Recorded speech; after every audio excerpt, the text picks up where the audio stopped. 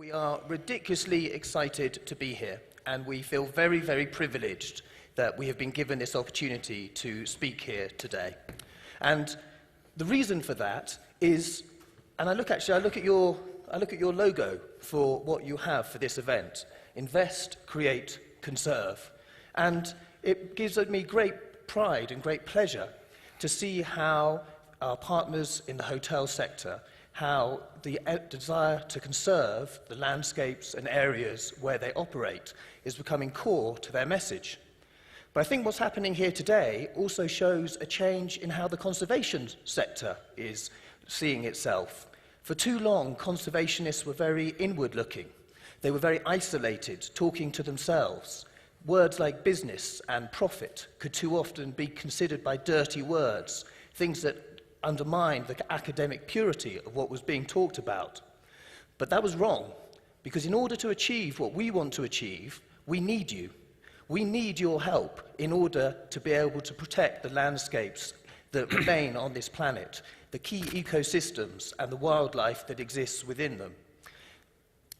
Many of these areas, many of these landscapes occur in very, very poor countries. And in these countries, they have great economic requirements. They have healthcare, they have education, they have urgent social needs.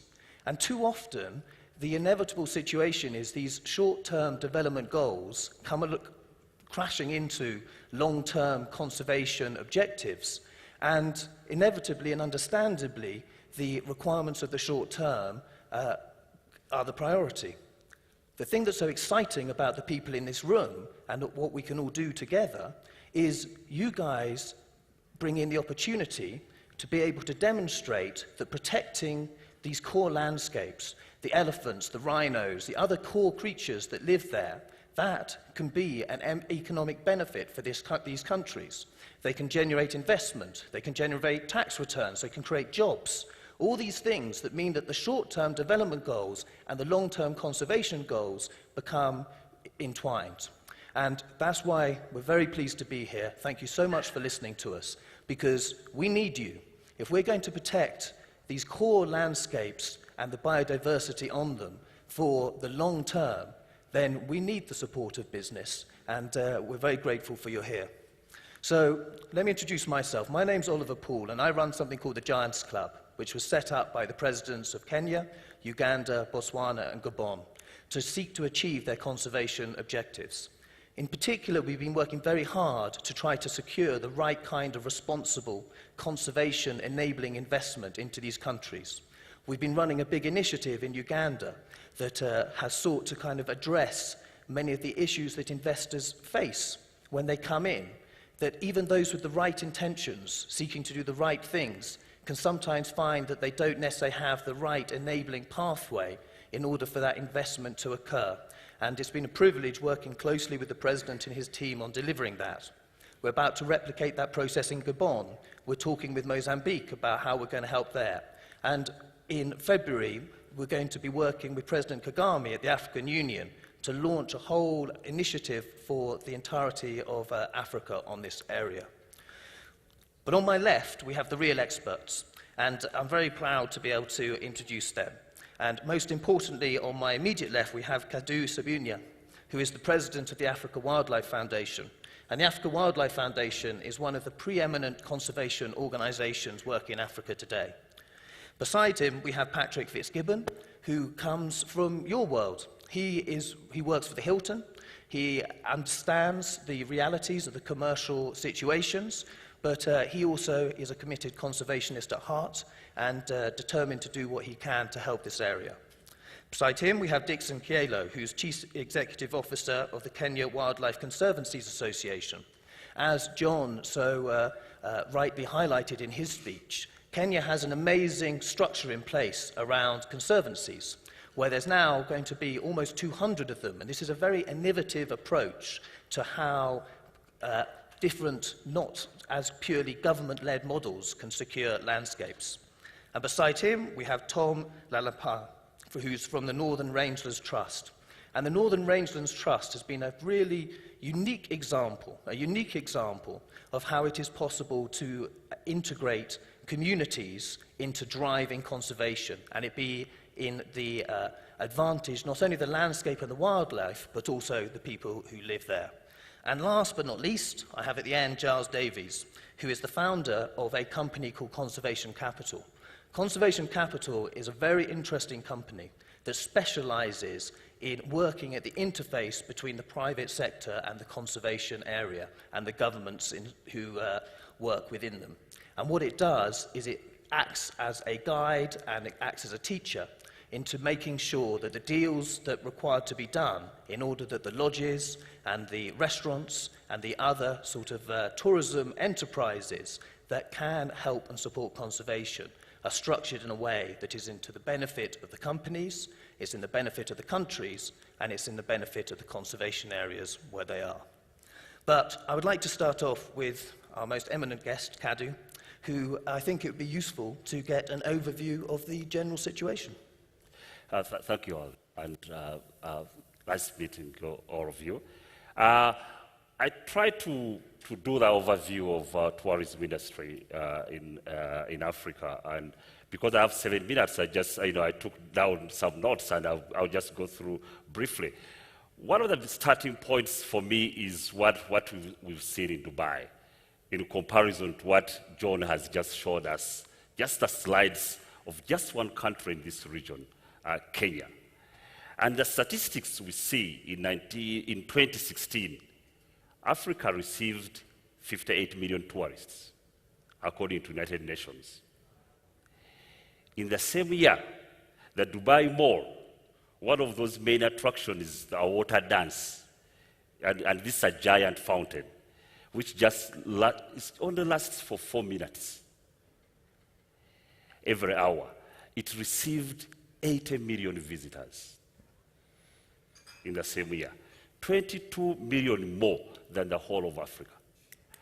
You can see the challenge we have, the beauty John showed here, and the potential we have against the dancing giant fountain in Dubai. I see the potential of Africa extremely exciting. And I know we all believe in Africa. The present day of Africa is dynamic and exciting continent. We've heard about the millennials. It's among the world's most rapidly growing economically. We all know that. International Monetary Fund projects 4.1% across the sub-Saharan Africa in 2018 and 2019. Of course, like John, this success is not happening by accident. Governments are doing their job. They are acting to ensure economic growth is sustained. They are reducing armed conflicts. They are trimming foreign debt. They are improving business climate. They are investing in infrastructure, including tourism infrastructure. And also, they are also leading us to the path of economic prosperity. But also the African people. We know, if we contrast it to the world, Africa's workforce is growing rapidly. The continent has more than 500 million people of working age. By 2040, this number is projected to exceed 1.1 billion, more than China or India. So when you look at the hospitality industry, Africa is also increasing its urbanization. Today, 40% of Africa's population will live in cities. And this is expected to rise by 50% by 2030.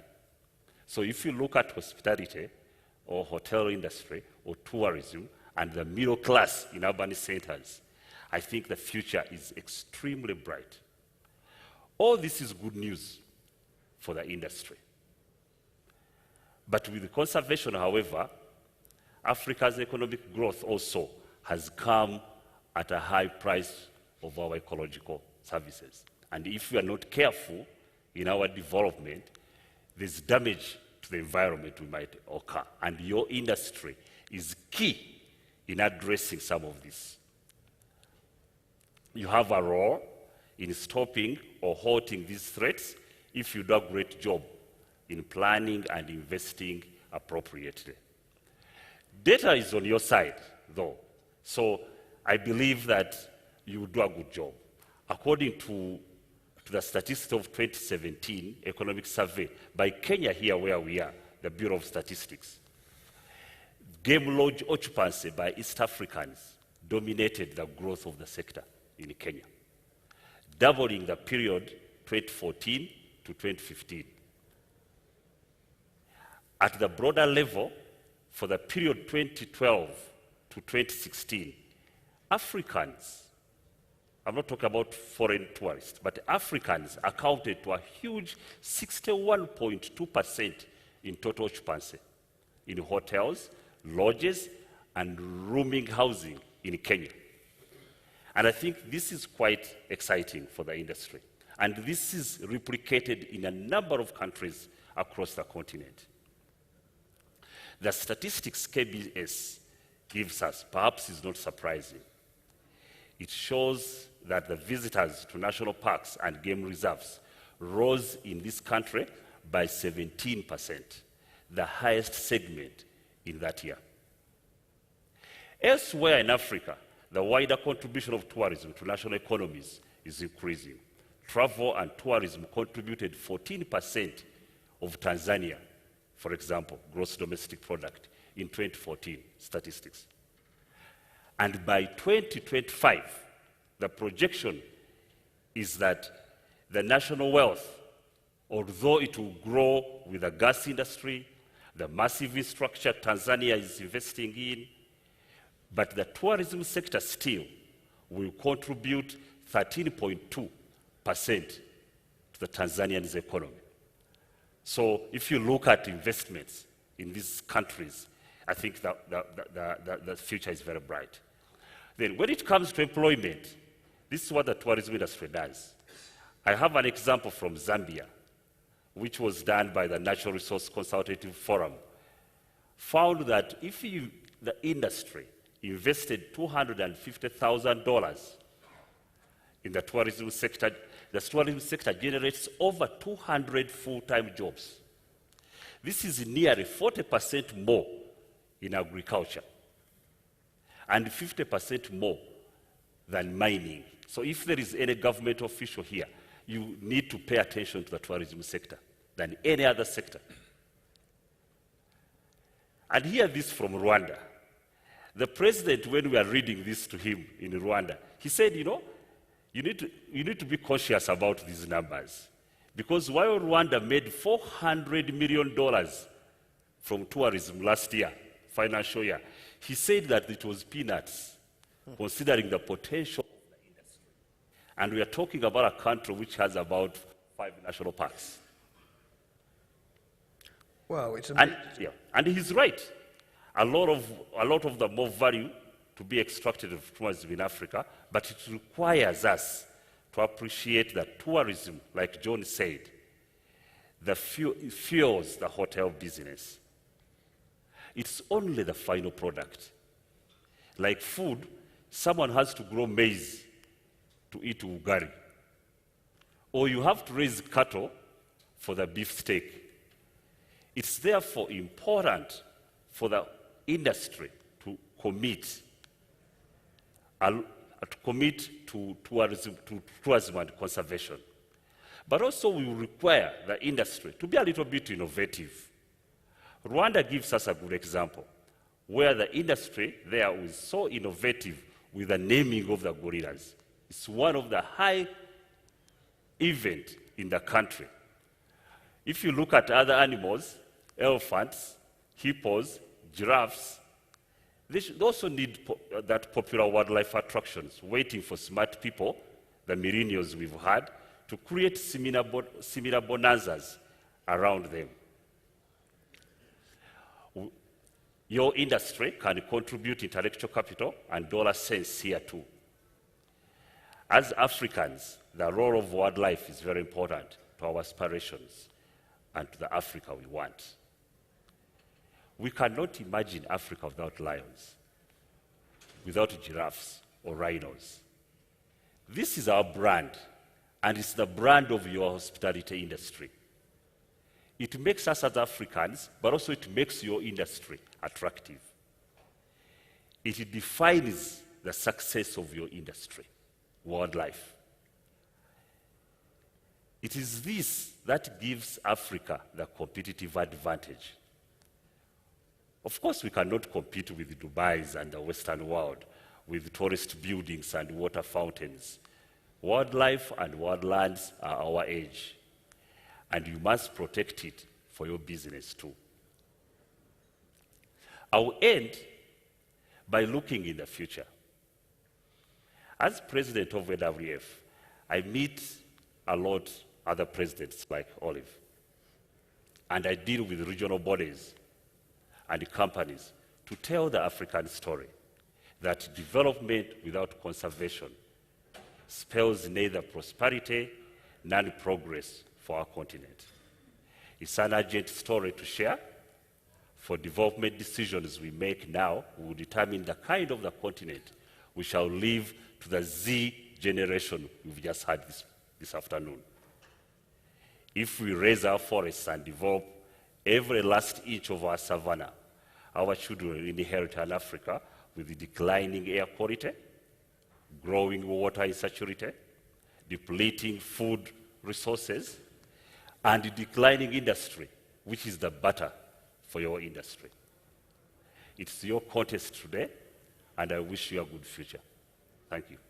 Thank you, Kaddu.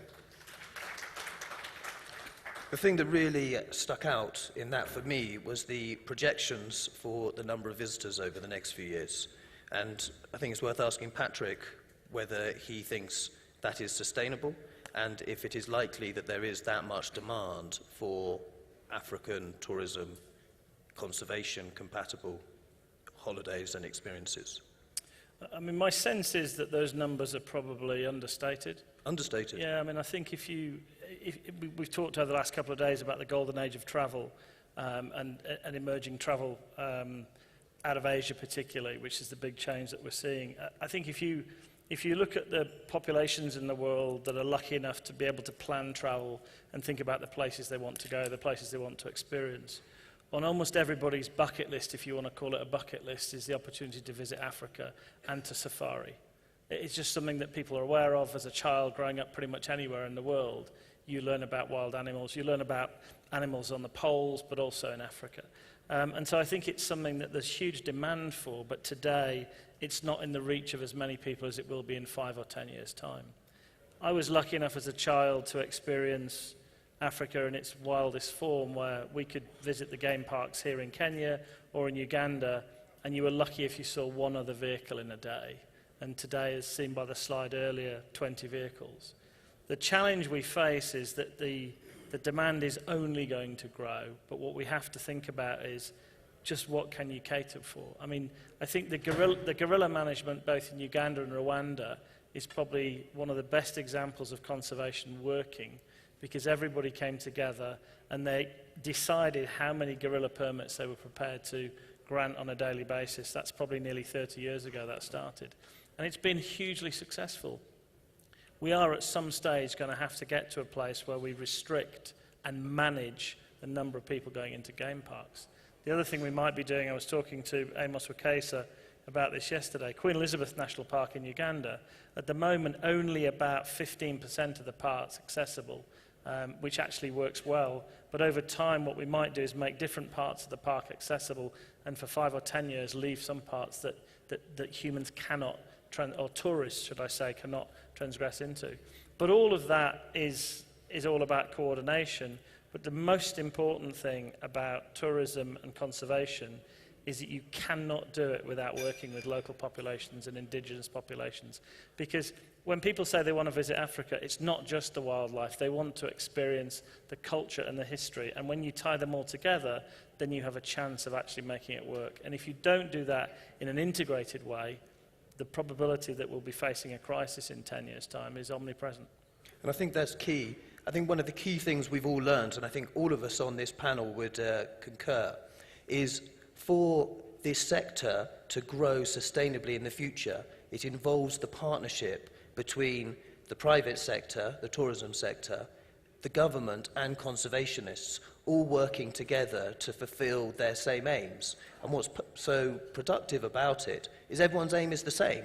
The tourism sector wants to have beautiful locations to attract people to.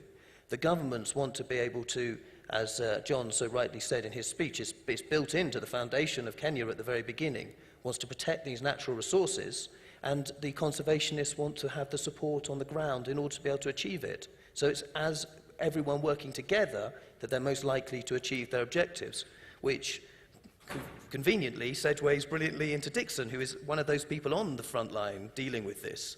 And it'd be very interesting to get your perspective as someone who's actually there as a CEO of the Conservancies, of the challenges you're faced and where you think that support would be most needed. Thank you very much.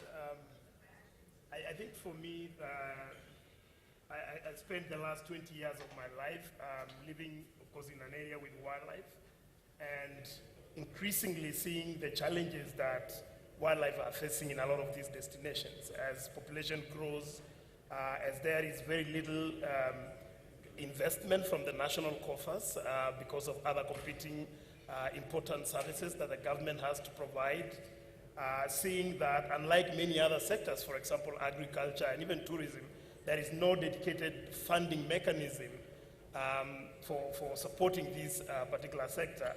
And it didn't then come for me as a surprise that over the last few years, we actually got into a crisis of wildlife loss.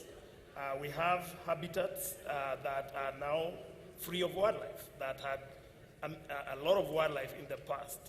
We have areas that used to be key wildlife areas that are now farmland, that are now settlement areas, that are now towns and urban areas. And increasingly seeing across the landscape, generally in Africa, but even more importantly in Kenya, the protected area becoming fragmented, becoming disjointed, and wildlife being unable to move from one place to another.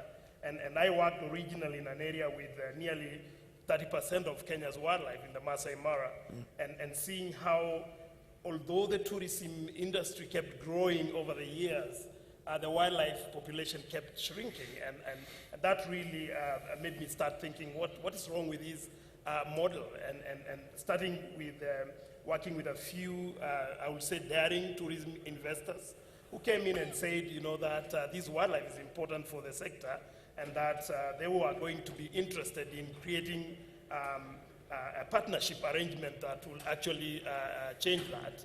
And in about 5 to 10 years, 8 conservancies were created, and I was actively involved in all of them. And one of the things that really intrigued me is that not only did the tourism sector benefit, because today, I think if you look at TripAdvisor, some of the camps and lodges within these conservancies are rated quite highly because of the product they are able to provide. But in addition to that, livelihoods have been improved among these communities. And wildlife numbers have actually been recorded in the last few Department of Remote Sensing and KWS data to show that wildlife has really increased in a lot of this landscape. And so, in my opinion, I think we have a concept that has been proven to work. About 5 years ago, the Kenya Wildlife Service and AWF and other conservation NGOs came together and decided that in support of the vision that a lot of the community members have had, they would like to create an organized mechanism of engaging communities. And the product of that was Kenya Wildlife Conservancies Association, which is the organization that I lead, was established. Regional level, landscape level organizations such as NRT, where Tom leads, 12 of them have been established, and we now have about 160 plus, maybe about 40 developing community and private conservancies that are securing nearly 11% of our landscape, including the national parks, which are at 8%. It takes Kenya to about 19-20% of our landscape. But if you look at the distribution of wildlife, we need to secure up to about 30% to 35% of the landscape. So we still have a lot of wildlife out there that are facing huge challenges of movement, fences.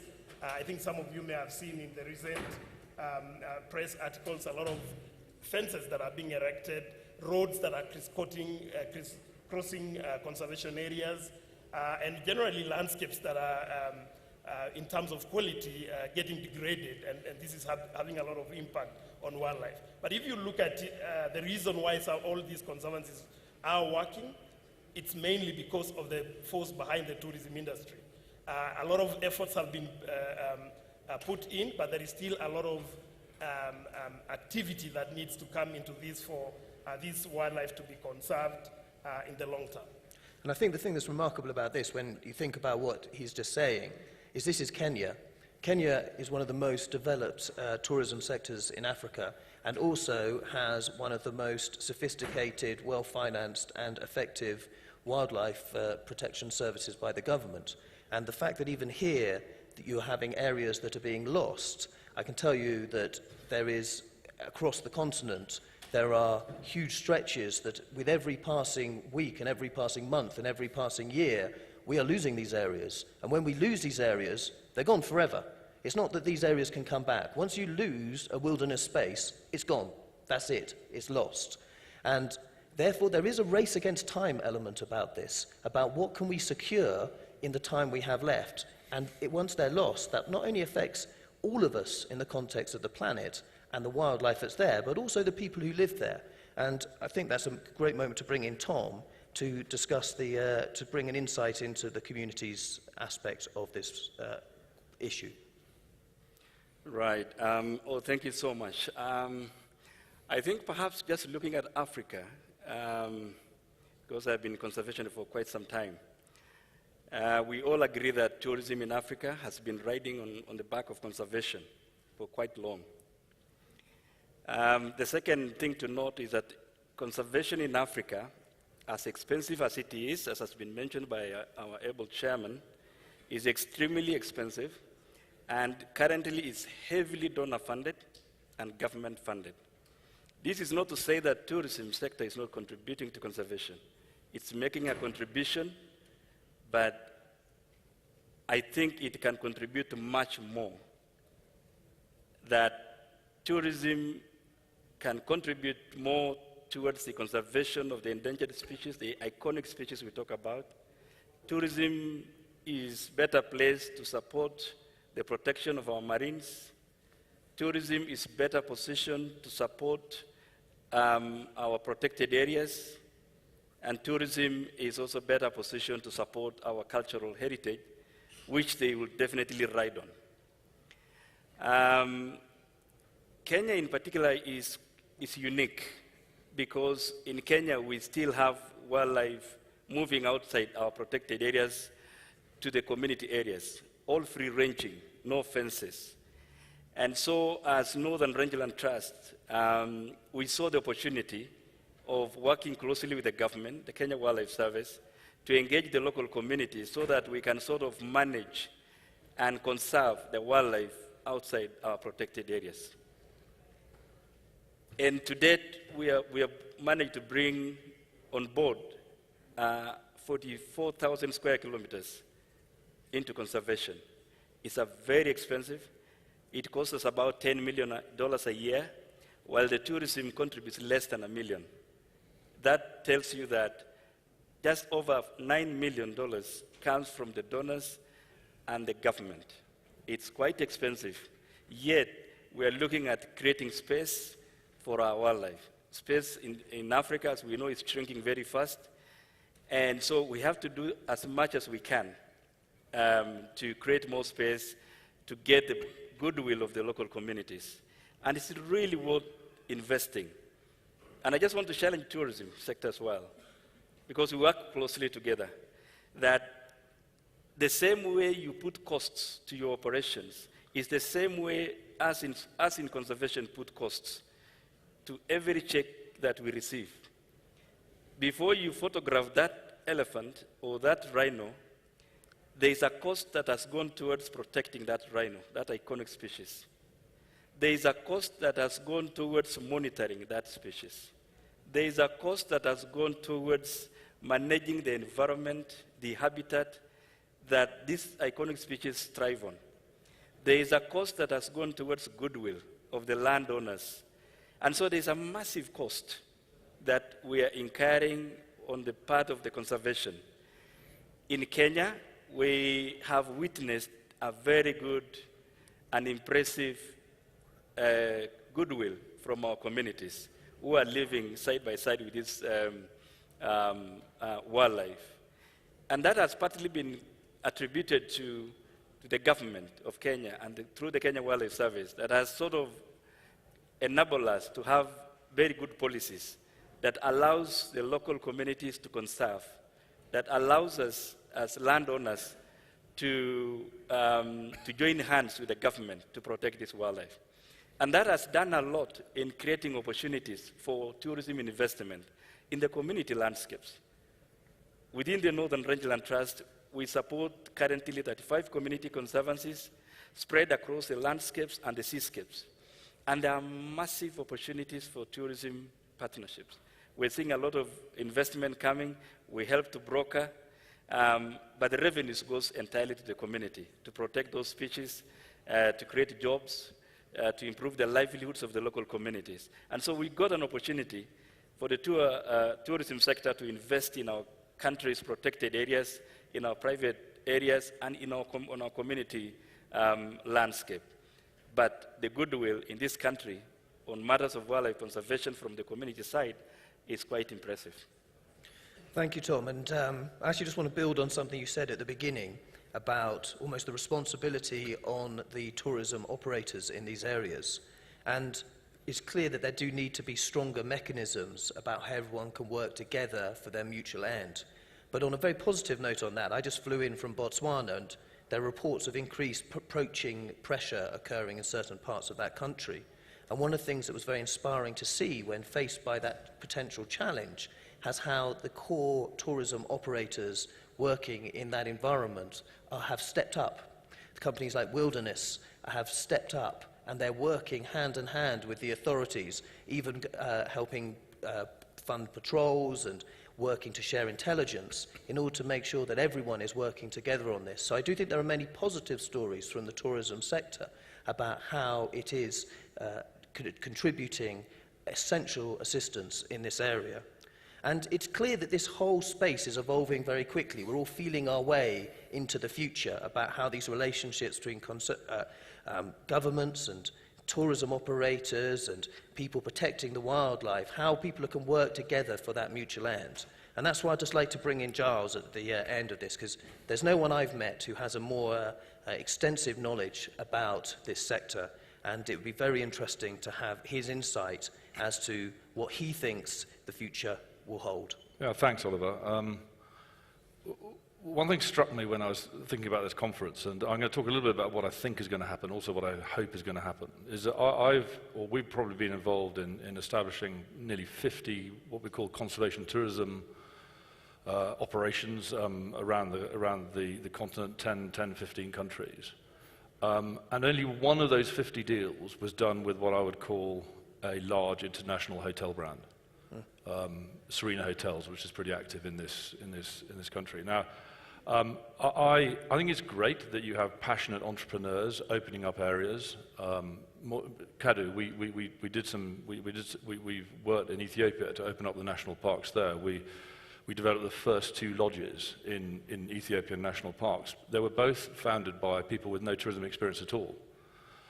We need the expertise, the capital, the cheaper cost of capital, the distribution channels, the market networks of what I call the international professional hotel brands, if this opportunity is going to be fulfilled. And perhaps some of the projections that Patrick and Kaddu were referring to earlier on may fuel that. I think because a lot of the conservation tourism sector has been opened up by small, passionate entrepreneurs, you have a situation where the industry is quite fragmented. On the one hand, these operators are great at building product, but I don't think they're great at fulfilling product. And so I think there's going to be, as perhaps some of the bigger players enter the market, a lot of consolidation that happens in the industry. We're already seeing that. You mentioned wilderness safaris. They're probably the biggest player in what I call the sort of wilderness nature lodge industry. You've got And Beyond, you've got Asilia, you've got Elawana, you've got these players coming into play. But again, none of them were really founded by professional hoteliers, and it's a strange sort of imbalance, I think, in the sector, and also a fantastic opportunity. And so while you're going to get consolidation, I think, and hope at an industry level, bringing better capital, cheaper cost of capital, better marketing, I also think we need diversification in where the investment happens. I think that Africa's sort of protected areas, there's a real sort of 80-20 rule. There's probably a 99-1% rule where 99% of the investment is located in 1% of the important needy conservation areas, and we need to diversify that. We need more investment outside the big ticket Serengetis, Krugers, Maras, if this opportunity is to be leveraged properly. But part of achieving that, and something that's going to be necessary in the industry with increasing competition, servicing increasing markets, is innovation.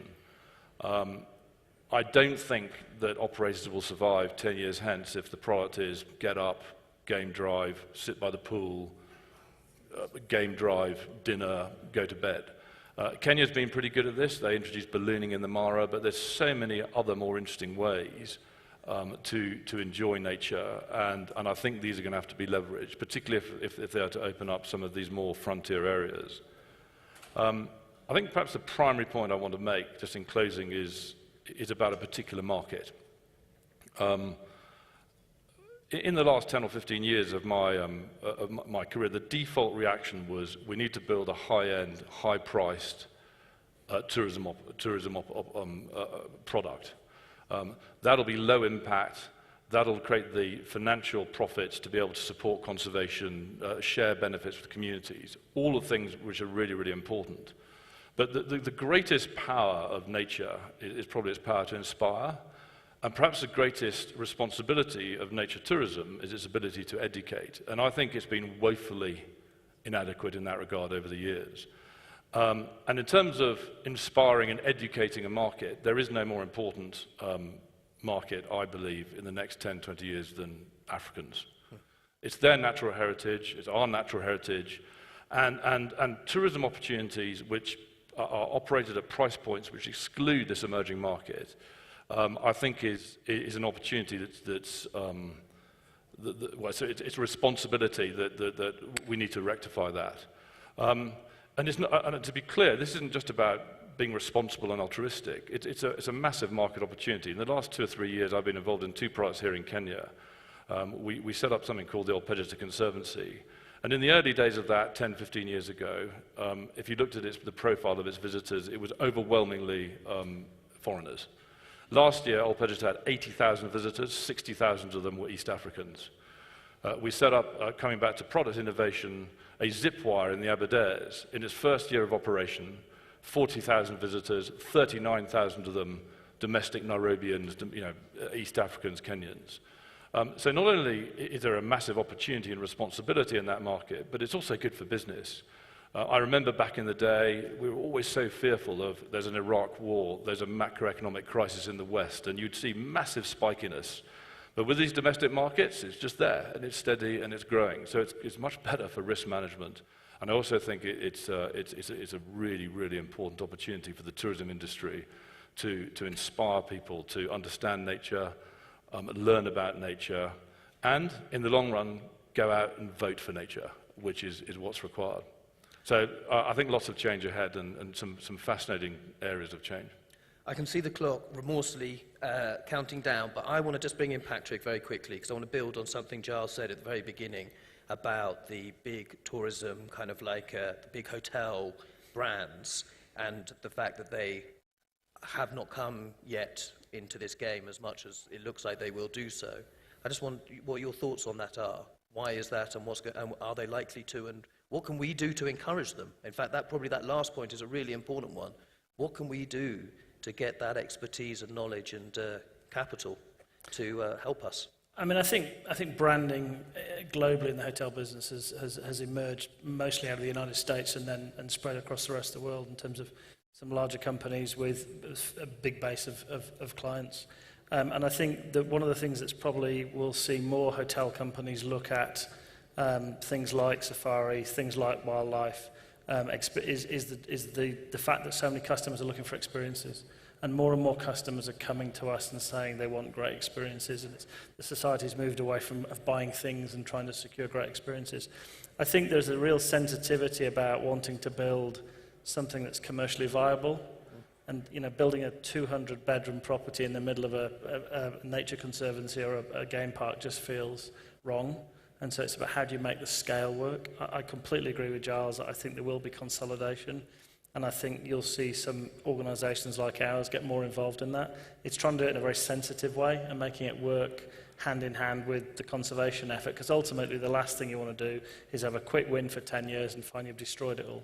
And so I think there's a fine balance, and that's something we're still working through. We actually used to own 2 game lodges in Kenya in the 70s and the 80s, and we came out of that business at that time because, bluntly, the demand was falling away, and at that time we didn't really have the expertise to do it as well as we think we could now do it today, albeit our expertise is probably bringing customers and finding good local partners who understand how to deliver the experiences.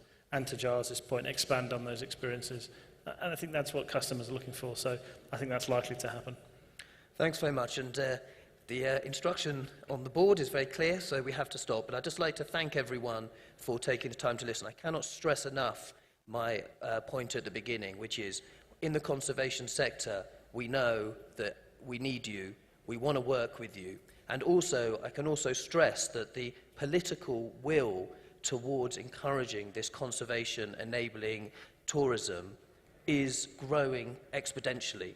That at the highest level in most of the key markets, the heads of state and their key government officials, they want to support you. So if you're interested in this, if this is something that you want to explore, if there's countries you're interested in that people like us are involved in, please come to us, because people are willing to work with you at the highest level to help make sure that the right thing is done in the right place and generates profit for everybody involved. So thank you very much indeed for your time, and like I say, we're very grateful to have the opportunity. We really, really are. And enjoy the rest of the conference.